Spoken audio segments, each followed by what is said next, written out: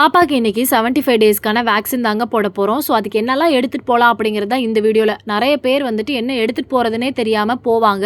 அங்கே போயிட்டு இது இல்லை அது இல்லை அப்படின்னு சொல்லிட்டு ஃபீல் பண்ணுவாங்க. அந்த மாதிரி நீங்கள் ஃபீல் பண்ணக்கூடாதுங்கிறதுக்காக தான் இந்த வீடியோ. கண்டிப்பாக இந்த வீடியோவை சேவ் பண்ணி வச்சுக்கோங்க. இன்றைக்கி இல்லைனாலும் உங்களுக்கு குழந்தை பிறந்ததுக்கப்புறம் கண்டிப்பாக யூஸ் ஆகும்.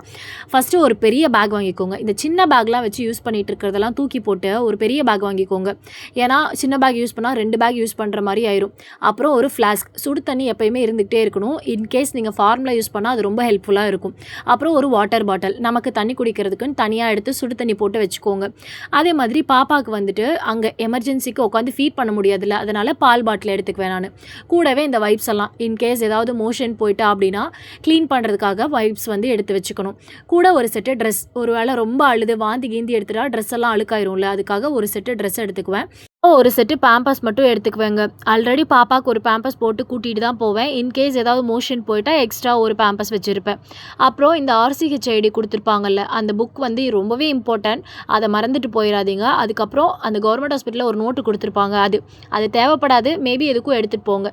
அதுக்கப்புறம் குழந்தையோட பர்த் சர்டிஃபிகேட்டு, அதில் பார்த்து தான் குழந்தையோட நேம் எழுதுவாங்க. அதே மாதிரி உங்களோட ரிப்போர்ட்ஸு அண்ட் குழந்தையோட ரிப்போர்ட்ஸ் ஏதாவது இருந்துச்சுன்னா கொண்டு போங்க. இன்கேஸ் யூஸ்ஃபுல்லாக இருக்கும். முக்கியமாக ஆதார் கார்டு ஜெராக்ஸை வந்து எடுத்துகிட்டு போயிருங்க. இது மட்டும் தாங்க தேவைப்படும்.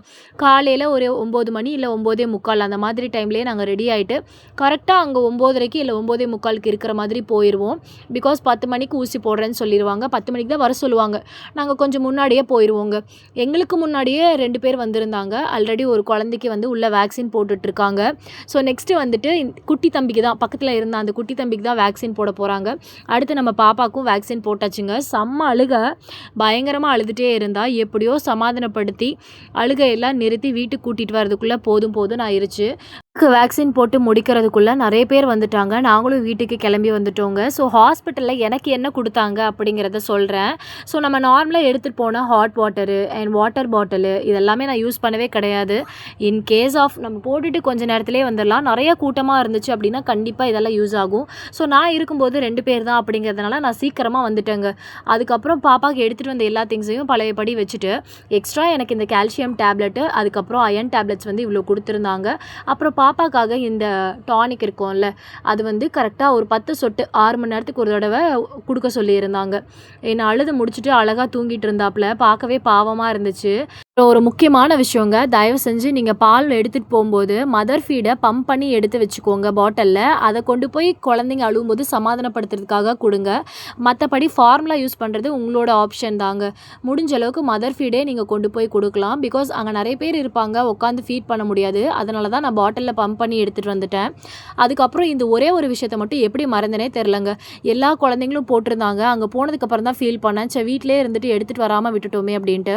ஸோ நீங்கள் போகும்போது இந்த குல்லா மாதிரி குழந்தைங்களுக்கு போட்டு போவாங்கள்ல டவலு, அதை எடுத்துகிட்டு போயிருங்க.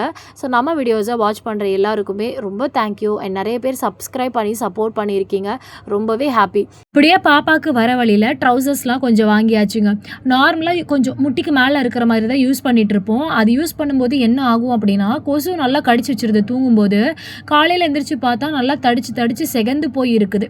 அதனால் கொஞ்சம் பெரிய ட்ரௌசராக இருந்தாலும் பரவாயில்ல, நல்ல முழங்காலுக்கு கீழே இருக்கிற மாதிரி பார்த்து வாங்கியாச்சுங்க. ஸோ நாளைக்கு வேறு ஒரு vlogல நம்ம மீட் பண்ணலாம். தேங்க்யூ ஃபார் வாட்சிங். பை.